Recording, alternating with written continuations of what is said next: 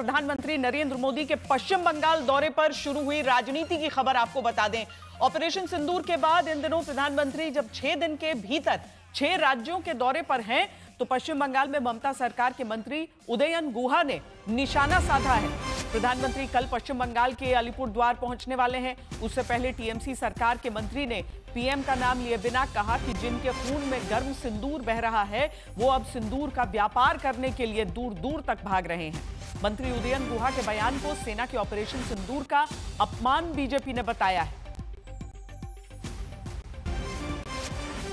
কেউ কেউ আগে হয়তো চায়ের ব্যবসা করতেন, এখন তারা কেউ কেউ হয়তো সিঁদুরের ব্যবসা করছেন।